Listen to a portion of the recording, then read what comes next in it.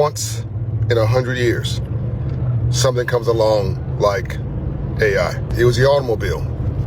I mean, the internet was game-changing about 50 years ago, give or take. This is going to be bigger than the internet, if you can believe that. The internet itself wasn't the game-changing. It's everything that was put on the internet, which was a government original creation, by the way. But automobiles, I'm in an automobile right now, being driven to an appointment. Automobiles changed everything. And before that was the horse. That's where we get horse power from, horses. Horses were everything. If you owned a horse, you were the man or the woman. If you owned a horse, you were a shareholder. You were wealthy. You were part of the privileged class. You had machinery. You had equipment. You had transportation. You had prestige. If you owned a horse, you were everything. 1850, you were everything. It was everything.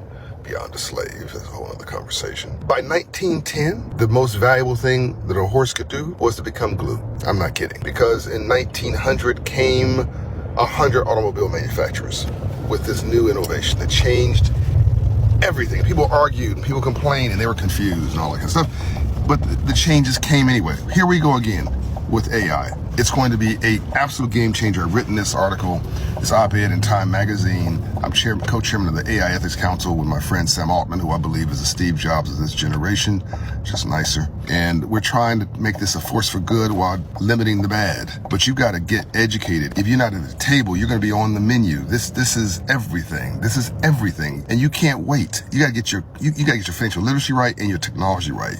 You've got to get this right now. If you have a high school education and you got a job flipping burgers, job is gone. You got a job at a convenience store, job is gone. You got a job at the airport, at some newspaper station, job is gone.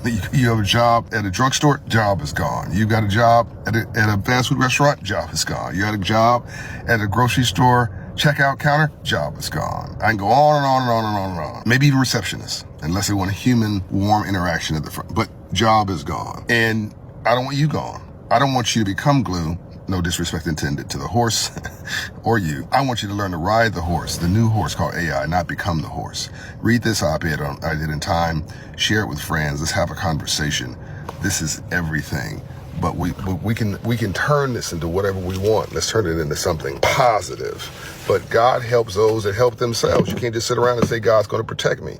God helps those that help themselves. Proverbs says that to poor is not to not have anything. To be poor is not to not have anything. To be poor is not to not do anything. And lazy mans make a man poor. Don't be the lazy man. Don't have lazy hands. Let's get hands, feet, and mind moving in a direction called the future. Read the article in Time. Let me know what you think. This is civil rights from the streets to the C-suites. This is where I'm headed right now to my meeting this morning here in LA. Peace and love.